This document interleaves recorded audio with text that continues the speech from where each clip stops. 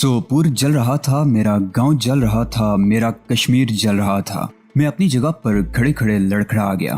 मुझे यूं लग रहा था जैसे मेरे इर्द गिर्द पहाड़ियों और चिनारों चीड़ के दरख्त बड़ी तेजी से गर्दिश कर रहे हों। अंगूरी ने मेरा हाथ पकड़कर मुझे एक पत्थर पर बिठा दिया। मैंने अपना सर दोनों हाथों में थाम रखा था। अंगूरी मेरे कंधे पर हाथ रखे खड़ी थी। कई मिनट बाद मेरे हवास बहाल हो सके थे और फिर फजा में गर गर की आवाज सुनकर मैं चौंक गया और सर उठाकर इधर उधर देखने लगा। अंगूरी भी मुतजस्सिस निगाहों से इधर उधर देख रही थी। वो देखो, उसने एक तरफ इशारा किया। मैंने गर्दन घुमाकर उस तरफ देखा जिस जगह से हमने सड़क पार की थी। वहां से तकरीबन 2 मील आगे एक जैली सड़क हमारे कस्बे की तरफ मुड़ती थी और उस सड़क पर 4 फौजी ट्रक और 2 जीपें नजर आ रही थी। उनका रुख कस्बे से हाईवे की तरफ था, जिसका मतलब था कि वहशी दरिंदे सोपूर में अपनी कार्रवाई मुकम्मल करने के बाद वापस जा रहे थे। चंद मिनट बाद जीपें और ट्रक चट्टानों के पीछे हमारी निगाहों से ओझल हो चुके थे, मगर फजा में गरगर की आवाज बदस्तूर सुनाई दे रही थी। वहशी भेड़िए। मेरे मुंह से गुराहट से निकली। मेरी मुट्ठियां बिछ गई थी। अंगूरी ने दोनों हाथ मेरे कंधे पर रख दिए और फिर उसके हाथ फिसलते हुए मेरी बाहों में आ गए। मैंने झुका हुआ सर उठाकर उसकी तरफ देखा। उसकी आंखें नम आलूद थीं। हौसला रखो शमरोज, वो मेरे चेहरे पर नजरें जमाते हुए बोली। आज पूरी वादी में हमारे बहन भाई बुजुर्ग और बच्चे जुल्म की चक्की में पिस रहे हैं, लेकिन वो दिन जरूर आएगा जब हम इन गासबों को वादी से निकालने में कामयाब हो जाएंगे, और मुझे यकीन है कि वो दिन बहुत जल्द आएगा इंशाअल्लाह। मैं कहते हुए अपनी जगह से उठ गया और कस्बे की तरफ देखने लगा। कई जगहों से स्याह धुआं उठता हुआ नजर आ रहा था, जिसका मतलब था कि उन शैतानों ने जी भर की तबाही मचाई थी। पिछले चंद महीनों के दौरान सोपूर दूसरी मर्तबा इंसाह के पुजारियों के हाथों तबाही और बर्बादी का निशाना बना था। मैंने फौजी ट्रकों को वापस जाते हुए देखा था और मेरा अंदाजा था कि उन वहशियों ने सुबह सवेरे कस्बे पर हल्ला बोला होगा और अब अपनी कार्रवाई मुकम्मल करने के बाद वापस जा रहे थे। मैं अंगूरी का हाथ पकड़कर निशेब में उतरने लगा। मेरा ख्याल है हमने 2.5-3 गज का फासला तय किया होगा। उस वक्त हम चंद बड़े बड़े पत्थरों की आड़ में थे। उनके ऊपर से घूमकर जैसे ही दूसरी तरफ पहुंचे, एक तरफ से छोटे छोटे पत्थर लुढ़कने की आवाज सुनाई दी। मैंने उस तरफ देखा और उसके साथ ही उछल पड़ा। एक आदमी दौड़ता हुआ चट्टानों के पीछे गायब हो गया था। मैंने उसकी सिर्फ एक झलक देखी थी। मैंने अंगूरी को वहीं रुकने का इशारा किया और उस तरफ दौड़ लगा दी। चट्टान के दूसरी तरफ वो आदमी नजर आ गया जो कदादम पौधों में छुपने की कोशिश कर रहा था। रुक जाओ वरना गोली मार दूंगा। मैं उसके पीछे दौड़ता हुआ चीखा। उस शख्स के बारे में मेरा पहला ख्याल ये था कि शायद वो भारतीय फौज का कोई मुखबर होगा जिसने कस्बे में मुजाहिदीन की मौजूदगी की इत्तला दी होगी और अब यहाँ छुपा अपनी फराहम करदा इत्तला का नतीजा देख रहा था। मैं एक बार फिर चीखा तो वो शख्स रुक गया। उसने दोनों हाथ गर्दन पर रख लिए। मैं राइफल ताने उसके पीछे पहुंच गया। कौन हो तुम? मैंने गुराते हुए कहा। मेरी तरफ घूम जाओ और अगर कोई चालाकी दिखाने की कोशिश की तो भून के रख दूंगा। वो शख्स आहिस्ता आहिस्ता मेरी तरफ घूम गया। उसका चेहरा देखते ही मैं उछल पड़ा। वो हमारे कस्बे का उदेड़ उम्र मोची बरकत अली था। यूं तो कस्बे में 3-4 मोची थे, मगर बरकत अली हमारे मोहल्ले का था, इसलिए मैं उसे पहचान गया। चाचा तुम? मेरे मुंह से हैरत ज़दा सी आवाज निकली। तुम यहाँ क्या कर रहे हो? ओह! बरकत अली के मुंह से गहरा सांस निकल गया। मैं तो समझा था कि वो खूंखार भेड़िए इस तरफ भी आ गए हैं। आओ मेरे साथ आओ। बरकत अली के बारे में मुझे कोई शुबा नहीं था। मैंने राइफल नीचे कर ली। 2 मिनट बाद अंगूरी भी उस तरफ आ गई। वो भी उलझी हुई नजरों से चाचा बरकत अली को देख रही थी। ये सब क्या है चाचा, और तुम यहाँ क्या कर रहे हो? मैंने बरकत अली की तरफ सवालिया निगाहों से देखा। तुम अपनी आंखों से देख चुके हो कि सब क्या हो रहा है, और ये सिलसिला तो उस वक्त तक चलता रहेगा जब तक वादी को इन गासिब हिंदुओं के नापाक वजूद से साफ ना कर दिया जाए। चाचा बरकत अली कह रहा था। आज सुबह फजर की अजान के फौरन ही बाद 3-4 ट्रक दंदराते हुए कस्बे में आ गए और लातादाद फौजियों ने फायरिंग करते हुए घरों पर हल्ला बोल दिया। कयामत सुगरा का सामा था। घरों को आग लगाई जा रही थी। औरतें और बच्चे चीखते चिल्लाते हुए इधर उधर दौड़ते रहे थे। मैंने कुछ औरतों और बच्चों को उमर दीन के घर में जमा कर लिया और थोड़ी देर बाद कुछ और लोग भी वहां जमा हो गए। कस्बे का वो हिस्सा अभी किसी हद तक महफूज था। हम औरतों, बच्चों और चंद बूढ़ों को लेकर कस्बे से निकल आए और बाग में से होते हुए इन पहाड़ियों में आ गए और इस तरफ एक गार में पनाह ली। वो चंद लम्हों को खामोश हुआ پھر بات جاری رکھتے ہوئے کہنے لگا، میں ابھی یہی دیکھنے کے لیے غار سے نکلا تھا کہ وہ شیطان واپس چلے گئے یا نہیں۔ اس طرف تم لوگوں کی باتیں سن کر میں سمجھا تھا کہ شاید وہ درندے ہماری تلاش میں اس طرف آ گئے ہیں۔ میں اپنے ساتھیوں کو اطلاع دینے کے لیے بھاگا تھا۔ کہاں ہیں وہ لوگ؟ میں نے پوچھا۔ اس طرف ایک غار میں۔ اس نے ایک طرف اشارہ کیا۔ میرے ساتھ آؤ۔ ہم اس کے پیچھے پیچھے چلتے رہے اور بالآخر ایک غار میں داخل ہو گئے۔ وہاں 20-22 ادھیڑ عمر اور جوان عورتیں تھیں، 10-12 بچے اور 5-6 ادھیڑ عمر آدمی تھے۔ وہ سب مجھے پہچانتے تھے۔ کئی عورتیں مجھ سے لپٹ لپٹ کر رونے لگیں۔ میں بھی آنسو ضبط نہ کر سکا۔ انگوری بھی رو رہی تھی۔ تقریباً آدھے گھنٹے بعد ہم ان عورتوں اور بچوں کو لے کر غار سے روانہ ہو گئے اور قصبے تک پہنچنے میں بھی ہمیں آدھے گھنٹے سے زیادہ نہیں لگا۔ قصبے کی حالت دیکھ کر میں کانپ اٹھا۔ آدھے سے زیادہ مکانات تباہ کر دیے گئے تھے۔ کئی مکانوں سے اب بھی دھواں اٹھ رہا تھا۔ ہر طرف تباہی و بربادی کے آثار بکھرے ہوئے تھے۔ بھارتی درندہ صرف فوجیوں کی وحشیانہ فائرنگ سے 12 افراد شہید ہوئے تھے۔ ان میں 2 بچے اور 3 عورتیں بھی شامل تھیں، جبکہ 30 کے قریب افراد زخمی ہوئے تھے۔ قصبے میں کوہرام مچا ہوا تھا۔ لوگ اپنی اس تباہی و بربادی پر ایک دوسرے سے لپٹ کر رو رہے تھے۔ میں اور انگوری دوسروں کے ساتھ امدادی کارروائی میں مصروف رہے۔ شہید ہونے والوں کو شام سے پہلے دفن کر دیا گیا۔ زخمیوں کو ہر ممکنہ حد تک طبی امداد دی جا رہی تھی۔ لوگ مکانوں کے ملبوں کے ڈھیر میں اپنا سامان تلاش کر رہے تھے، لیکن کچھ بھی نہیں بچا تھا۔ سب جل کر راکھ ہو گیا تھا۔ سوپور میں اس تباہی کی خبر پوری وادی میں پھیل گئی تھی۔ وادی کے کونے کونے میں غم و غصے کی لہر دوڑ گئی۔ ہڑتال کی کال دے دی گئی اور شدید رد عمل کے طور پر بھارتی غاصبوں کے خلاف مجاہدین کی سرگرمیاں تیز ہو گئیں۔ بھارتی فوجی بھی اگرچہ محتاط ہو گئے تھے، کیمپوں پر حفاظتی انتظامات سخت کر دیے گئے تھے، لیکن اسی رات مجاہدین کی ایک گروپ نے سری نگر کے قریب ایک فوجی کیمپ پر حملہ کر کے اسے مکمل طور پر تباہ کر دیا۔ اس حملے میں بھارتی فوج کا ایک بریگیڈیئر بھی مارا گیا تھا۔ وہ رات ہم نے برکت علی کے گھر میں گزاری تھی۔ دوسرے دن بھی میں اور انگوری قصبے والوں کے ساتھ امدادی کارروائیوں میں مصروف رہے۔ جن کے گھر کے افراد شہید ہو چکے تھے، وہ عورتیں داڑیں مار مار کر رو رہی تھیں۔ بھارتی فوجی 5 لڑکوں کو بھی پکڑ کر لے گئے تھے۔ ان کے گھر کی عورتوں کو تو قابو میں کرنا مشکل ہو رہا تھا، کسی طرح سنبھالے نہیں سنبھل رہی تھی۔ میرا خیال تھا کہ یہاں کچھ مجاہدین نے پناہ لی ہوگی، جس کی اطلاع پر فوجیوں نے یہاں حلہ بولا تھا، لیکن یہ جان کر مجھے زیادہ حیرت بھی نہیں ہوئی کہ پچھلے کئی روز سے مجاہدین کی کسی پارٹی نے اس طرف کا رخ نہیں کیا تھا۔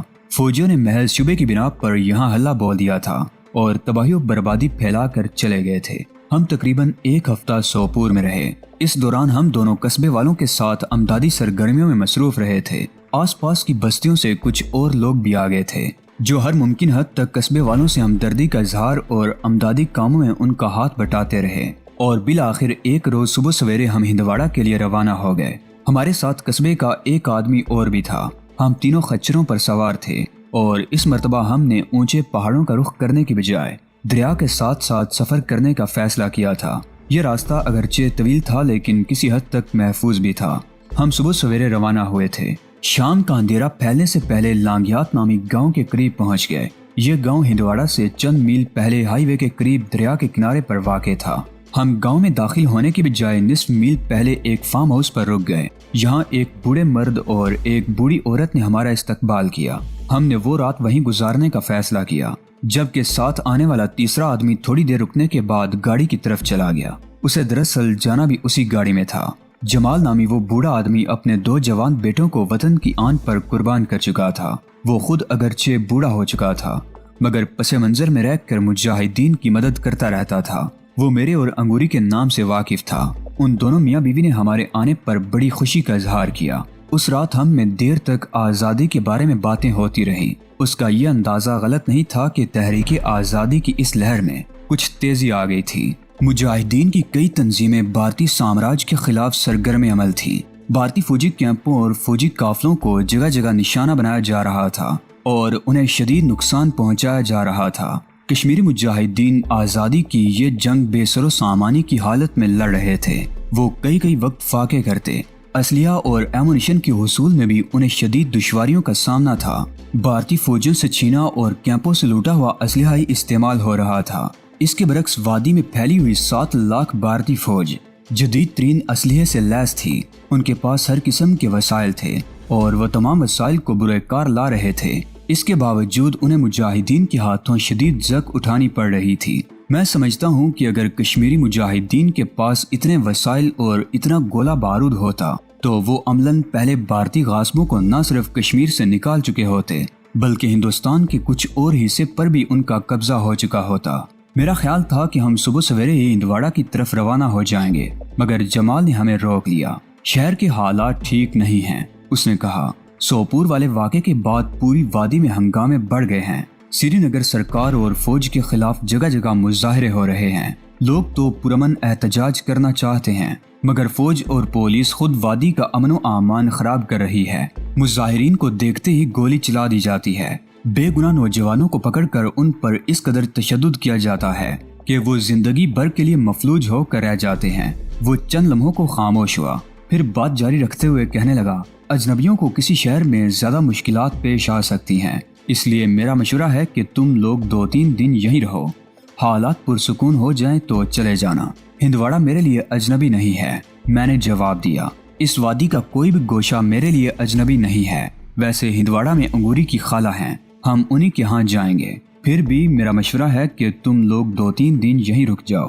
جمال الدین نے اصرار کیا، تم جیسے نوجوان ہمارا سرمایہ ہیں، تم لوگوں سے تو کشمیری عوام نے بہت سی امیدیں باندھ رکھی ہیں۔ میں نہیں چاہتا کہ ان ہنگاموں میں تمہیں کوئی نقصان پہنچے، اس لیے ٹھیک ہے۔ میں نے گہرا سانس لیتے ہوئے اس کی بات کاٹ دی۔ آپ کہتے ہیں تو ہم رک جاتے ہیں۔ میں نے انگوری کی طرف دیکھا، اس نے بھی اس بات میں سر ہلا دیا۔ صبح گاڑی سے 2 ادھیڑ عمر آدمی اور 3 عورتیں اور بھی آ گئیں۔ 2 عورتیں تو ادھیڑ عمر تھیں، تیسری کی عمر 25 اور 30 کے درمیان رہی ہوگی۔ یہ لوگ آتے ہی کھیتوں میں کام میں مصروف ہو گئے۔ انگوری بھی سکینہ نامی اس جوان عورت کے ساتھ کھیتوں کی طرف چلی گئی تھی۔ میں جمال کے ساتھ ساتھ گھومتا اس کے کام میں ہاتھ بھی بٹاتا رہا اور باتیں بھی ہوتی رہیں۔ اگلے 3 دنوں میں کوئی غیر معمولی بات نہیں ہوئی، البتہ ہندواڑہ سے ملنے والی خبر سے پتہ چلتا تھا کہ وہاں اب پہلے جیسے ہنگامے نہیں رہے تھے، تاہم کشیدگی پائی جاتی تھی۔ ایک دن مزید فارم ہاؤس میں رکنے کے بعد ہم صبح سویرے گاؤں کے لیے روانہ ہو گئے۔ خچر اور رائفلیں ہم نے جمال کے پاس ہی چھوڑ دی تھی۔ خچر تو وہیں رہتے، البتہ رائفلیں ہمیں ہندواڑہ پہنچا دی جاتی۔ جمال کے ہاں رہتے ہوئے ہم نے کپڑے بھی بدل لیے تھے۔ میں نے جمال کا ایک جوڑا پہن لیا تھا اور اس کی بیوی نے انگوری کو اپنا ایک جوڑا دے دیا تھا جو اس کے جسم پر خاصا ڈھیلا تھا۔ لانگیات کے لاری اڈے پر ہمیں تقریباً 1 گھنٹہ انتظار کرنا پڑا۔ ہماری طرح کچھ اور لوگ بھی بس کے انتظار میں کھڑے تھے۔ بارہمولہ کی طرف سے آنے والی بس کھچا کھچ بھری ہوئی تھی، مگر کچھ مسافروں کے اتر جانے سے ہمیں بس میں سوار ہونے کا موقع مل گیا۔ انگوری کو تو ایک آدمی نے اپنی سیٹ دے دی، لیکن مجھے کھڑے ہی رہنا پڑا۔ مسافروں کے رش کی وجہ سے میرا دم گھٹا جا رہا تھا۔ یہ مختصر سا سفر 45 منٹ میں طے ہوا۔ بس جیسے ہی ہندواڑہ کے لاری اڈے پر رکی، درجن بھر فوجیوں نے اسے گھیر لیا۔ مسافر ایک ایک کر کے اترتے رہے۔ فوجی بڑی گہری نظروں سے بس سے اترنے والے مسافروں کا جائزہ لے رہے تھے۔ میرا خیال ہے انہیں کسی خاص آدمی کی تلاش تھی۔ میں نے بس میں ہی صورتحال کا جائزہ لگا لیا تھا اور انگوری کے قریب جھک کر اس کے کان میں سرگوشی کرتے ہوئے بتایا تھا کہ ہمیں یہاں سے کس طرح نکلنا ہے۔ بس کے آدھے مسافر اتر چکے تھے۔ میں نے انگوری کا ہاتھ پکڑ لیا اور اسے سہارا دے کر نیچے اتارا۔ وہ اس طرح جھکی جا رہی تھی جیسے بہت بیمار ہو اور اپنے پیروں پر کھڑے نہ ہوا جا رہا ہو۔ ایک فوجی جو شاید سیکنڈ لیفٹیننٹ تھا، گہری نظروں سے ہماری طرف دیکھ رہا تھا اور پھر وہ تیز تیز قدم اٹھاتا ہوا ہمارے قریب آ گیا۔ اس کے ہاتھ میں ریوالور تھا۔ میرے دل کی دھڑکن تیز ہو گئی۔ تم رک جاؤ، سیکنڈ لیفٹیننٹ نے تو حکمانہ لہجے میں کہا اور ہمارا راستہ روک کر کھڑا ہو گیا۔ وہ گہری نظروں سے میرا جائزہ لے رہا تھا، پھر اس کی نظریں انگوری کی طرف اٹھ گئیں۔ انگوری نے چادر اس طرح اوڑھ رکھی تھی کہ اس کا پورا جسم ڈھکا ہوا تھا اور چہرہ بھی چھپا ہوا تھا۔ لیفٹیننٹ نے اس کے چہرے پر سے چادر ہٹا دی۔ میں آگے بڑھا تو اس نے ریوالور تان لیا۔ اپنی جگہ پہ کھڑے رہو، حرکت مت کرنا، اس کی حلق سے غراہٹ سے نکلی۔ 2 اور فوجی میرے قریب آ گئے تھے۔ ان دونوں نے مجھے اپنی سب مشین گنوں کی زد میں لے لیا۔ لیفٹیننٹ انگوری کی طرف متوجہ ہو گیا۔ انگوری کا چہرہ ایک دم پیلا ہو گیا تھا اور وہ واقعی برسوں کی بیمار نظر آ رہی تھی۔ کون ہو تم؟ کہاں سے آئے ہو اور یہاں کہاں جانا ہے؟ لیفٹیننٹ نے میرے چہرے پر نظریں جماتے ہوئے پوچھا۔ لنگیات سے آئے ہیں جی، میں نے جواب دیا۔ یہ میری خالہ زاد ہے، بیمار ہے، اسے ڈاکٹر کے پاس لے جا رہا ہوں، دوائی لے کر ہم واپس چلے جائیں گے۔ لیفٹیننٹ نے ایک فوجی کو اشارہ کیا۔